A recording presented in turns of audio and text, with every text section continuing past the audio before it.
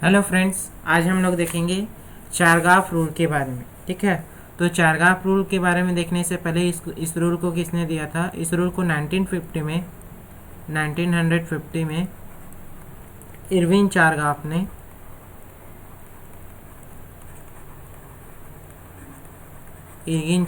ने दिया था। ठीक है, इरगिन जो चारगाफ है उन्होंने इसको दिया था। इन्होंने क्या बोला था? कोई भी अगर डबल स्ट्रैंडेड डीएनए मॉलिक्यूल है, ठीक है,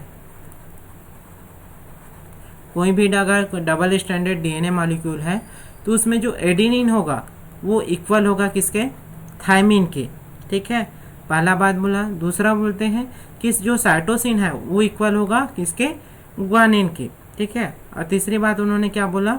जो आपका प्यूरिन है, ठीक है, आप सबको पता है होगा प्यूरिन में क्या क्या आता है? एडेनिन और ग्वानिन। जो प्यूरिन है वो इक्वल होगा पायरिमिडिन के। ठीक है, पायरिमिडिन में क्या क्या आता है? CuT आता है। तो साइटोसिन और थायमिन, जो कि आपको पता है थायमिन किस में रहता है? डीएनए में रहता है। तो C और T ये आपका किस में पाया जाता है? D। तो प्यूरिन जो है इक्वल होगा किसके? पायरिमिडिन के। इसी को उन्होंने चारगाफ ने बताया था। यहाँ से बहुत बार एक क्वेश्चन पूछा जाता है, कॉमन क्वेश्चन, जैसे कि पूछ देता है कि अगर कोई डीएनए मॉलिक्यूल है, डबल स्ट्रैंडेड डीएनए मॉलिक्यूल है, ठीक है, उसमें एडेनिन जो है अगर 30% है, ठीक है, तो जो साइटोसिन है वो कितना परसेंट होगा? इस तरह से क्वेश्चन पूछे जाते हैं। तो अगर एडेनिन अगर 30% है, ठीक है, तो थायमिन भी कितना रहेगा? एडेनिन अगर 30% है तो थायमिन भी कितना परसेंट रहेगा? 30%। तो ये दोनों कितना मन मिला लिए? दोनों 60%। बाकी कितना बचा? 100 में से 40%। अब ये 40% को किसको देना है हमको?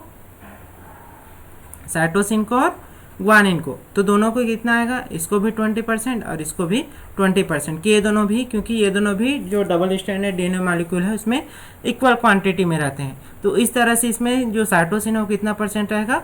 20%। इस तरह से और क्वेश्चन पूछे जाते हैं कभी कभी, जैसे कि अगर साइटोसिन अगर 20% है तो एडेनिन कितना परसेंट होगा? ठीक है, अगर साइटोसिन 20% है तो ग्वानिन भी कितना परसेंट रहेगा? 20% रहेगा। दोनों मिला के कितना हो गया? 40%। बाकी कितना बच गया? 60%। 60 में से आप किसको किसको देना है? एडेनिन को देना है और थायमिन को देना है। तो दोनों को कितना आएगा? 30%। इस तरह से अगर एडेनिन का क्वांटिटी देखेंगे तो ये कितना परसेंट रहेगा? 30%। ठीक है, ये चारगाफ के रूल से बनता है। ठीक है, और याद रखना जो चारगाफ का रूल है हमेशा डबल स्टैंडर्ड जो डीएनए मॉलिक्यूल है उसी में ही फॉलो होता है। Thank you.